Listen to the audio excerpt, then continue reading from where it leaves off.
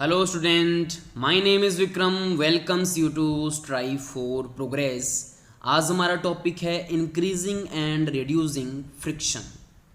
इसमें आपको फ्रिक्शन को कैसे घटाया या बढ़ाया जा सकता है उसके बारे में बताया जाएगा। As you have seen in the previous section, friction is desirable in some situations.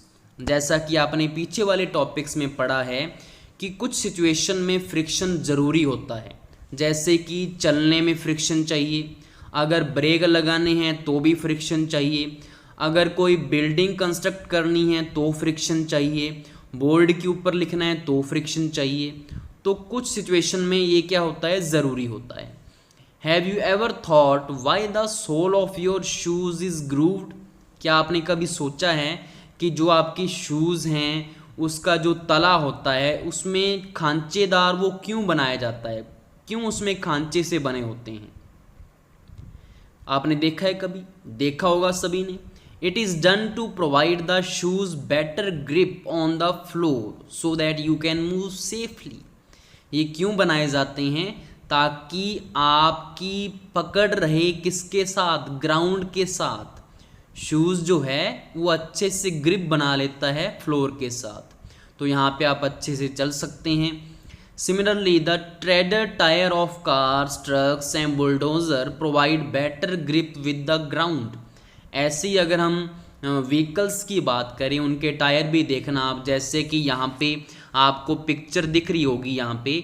यहाँ पे हमारे एक तो शूज़ हैं, शूज़ के नीचे जो सोल्स हैं उनके तले खांचेदार बनाए गए हैं।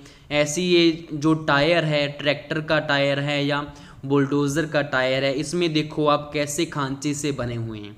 ये चीज़ क्यों बनाई जाती है? ताकि टायर की जो है वो पकड़ अच्छे से रहे, ग्राउंड के साथ ग्रिप बनी रहे, उसकी फ्रिक्शन को इंक्रीज करने के लिए ये सब कुछ किया जाता है।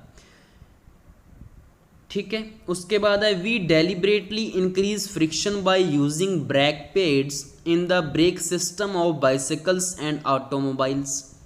अब हमें फ्रिक्शन की वहाँ पे भी ज़रूरत होती है, वहाँ पे हम जानबूझकर फ्रिक्शन को बढ़ाते हैं ब्रेक्स को लगा के। होता क्या है, व्हीकल्स में जो ब्रेक लगता है, जब व्हीकल मूव कर रहा होता है तो जो ब्रेक पैड है वो उसको टच नहीं करता, उस रिम को।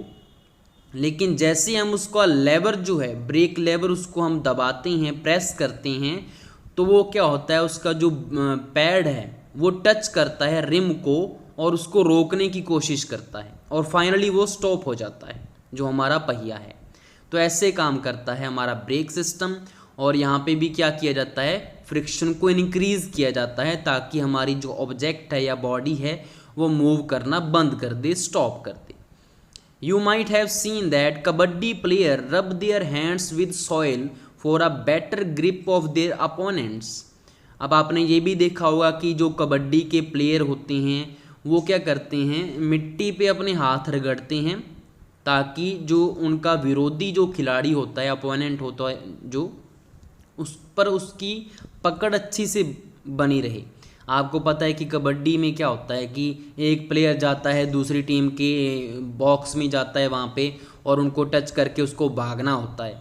तो उसको पकड़ने के लिए दूसरी टीम को क्या करना होगा, उसको हाथ तो लगाना ही होगा ना। और आपको पता है पसीना आएगा तो हाथ फिसल सकता है, उसको भी पसीना आएगा। तो वो क्या करते हैं, वहाँ पे मिट्टी पे हाथ रगड़ते हैं, जिसके वहाँ पे हाथों में रफनेस आ जाती है, उनकी पकड़ अच्छे से बन जाती है, वो अच्छे से कैंची लगा देते हैं और वो भाग नहीं पाता। Gymnast applied some coarse substance on their hands to increase friction for better grip. अब जो जिमनास्ट वाले हैं, जो खिलाड़ी होते हैं, वो भी क्या करते हैं, कोई ना कोई रफली सा सब्सटेंस जो होता है अपने हाथों पे लगा लेते हैं, जिससे उनका फ्रिक्शन इंक्रीज करता है ताकि उनकी ग्रिप अच्छी से बनी रहे, एक के ऊपर एक वो चढ़ते रहें, ऊपर से पिरामिड बना लेते हैं वो। तो यहाँ पे आपने देखा कि फ्रिक्शन को हमने इंक्रीज़ किया। ठीक है, तो ऐसे हम इसको इंक्रीज़ कर सकते हैं। In some situations however friction is undesirable and we would want to minimise it. कुछ सिचुएशंस ऐसी भी होती हैं जहाँ पे फ्रिक्शन की हमें ज़रूरत नहीं होती, तो वहाँ पे हमें उसको क्या करना पड़ता है, मिनिमाइज करना पड़ता है, उसको हमें चाहते हैं कि वो मिनिमाइज हो, कम हो। Why do you sprinkle fine powder on the carrom board. जैसे कि आपने देखा होगा, आप जब कैरम बोर्ड खेलते हैं तो आपकी जो गोटियाँ हैं उसकी वो अच्छे से वहाँ पे मूव नहीं करती, हाफ तक ही जाती है वहाँ पे, क्योंकि रफनेस ज़्यादा है। तो आप क्या करते हो, पाउडर उसके ऊपर डालते हो, जब स्ट्राइकर से मारते हो तो आसानी से गोटियाँ जो हैं आगे जाकर वापस तक भी आने को करती हैं, इतनी फास्ट हो जाती हैं। तो वो चीज़ क्या है, आपने क्या किया, सिंपली उसकी रफनेस को कम कर दिया, पाउडर को वहाँ पे डाल के उसको स्मूथ कर दिया, मतलब फ्रिक्शन को कम कर दिया, क्योंकि वहाँ पे फ्रिक्शन की ज़रूरत नहीं थी। तो ये चीज़ आपके एवरीडे लाइफ से रिलेटेड है। You might have noticed that when a few drops of oil are poured on the hinges of a door, the door moves smoothly। और आपने ये भी देखा होगा अपने पापा को करते हुए कि जब भी आपका जो डोर है वो अच्छे से यहाँ पे बंद नहीं होता या आगे पीछे नहीं होता, तो वो क्या करते हैं, कब्जे में क्या करते हैं, ब्लैक ऑयल डाल देते हैं या कोई भी ऑयल है वहाँ पे डालते हैं। वो ऑयल से क्या होता है, ऑयल से जो कब्जा है वहाँ पे जो फ्रिक्शन ज़्यादा था वो कम हो जाता है, क्योंकि वो स्मूथ हो जाता है। वहाँ पे ऑयल क्या करता है, वहाँ पे चिकनाई का काम करता है, जिससे आपका डोर है वो अच्छे से काम करने लग जाता है। तो वहाँ पे भी आपने क्या किया, फ्रिक्शन को कम ही तो किया है। A bicycle and a motor mechanic uses grease between the moving parts of these machines. अब जो बाइसाइकिल का है या मोटर मैकेनिक कोई भी है, वो क्या करते हैं, ग्रीस लगाते हैं अपनी जो मूविंग पार्ट्स होते हैं अपने व्हीकल के, वहाँ पे क्यों लगाते हैं, ताकि ग्रीस से क्या होता है, वहाँ पे चिकनाई आ जाती है, स्मूथनेस आ जाती है, मूविंग पार्ट आपस में रगड़ते नहीं हैं, जो भी मूविंग पार्ट हैं वो आपस में टच नहीं होते, बीच में ग्रीस की लेयर बन जाती है वहाँ पे, जिससे रफनेस कम होती है और व्हीकल हमारा अच्छे से काम करता है। व्हीकल की एनर्जी भी कम लगती है, जिससे फ्यूल जो है वो हमारा बचता है। ठीक है, in all the above cases we want to reduce friction in order to increase efficiency, कि हमने उसकी एफिशिएंसी बढ़ा दी व्हीकल की फ्रिक्शन को कम करके। व्हेन ऑयल, ग्रीस और graphite is applied between the moving part of a machine, a thin layer is formed there and moving surfaces do not directly rub against each other। ये मैंने पहले बता दिया, वही लाइन है कि जब भी हम ऑयल, ग्रीस या एक ग्रेफाइट भी होता है, ये भी चिकना यहाँ पे सब्सटेंस है, पदार्थ है, अगर इसको हम मूविंग पार्ट में डालेंगे मशीन के, तो हमें पता है कि बीच में अगर उसको डालोगे तो एक थिन लेयर किसकी बनेगी, इन्हीं सब्सटेंस की बन जाएगी ना। तो डायरेक्टली उन दोनों को आपस में कांटेक्ट नहीं होगा मूविंग पार्ट्स का। ठीक है, interlocking of irregularities is avoided to a great extent. अब यहाँ पे इंटरलॉक हो रहा था आपस में दोनों के रगड़ से, वहाँ पे ग्रीस आ गया तो इंटरलॉकिंग कैसे होगी, वहाँ पे जो इरेगुलरिटी थी वो किसने भर दी है, ग्रीस ने भर दी।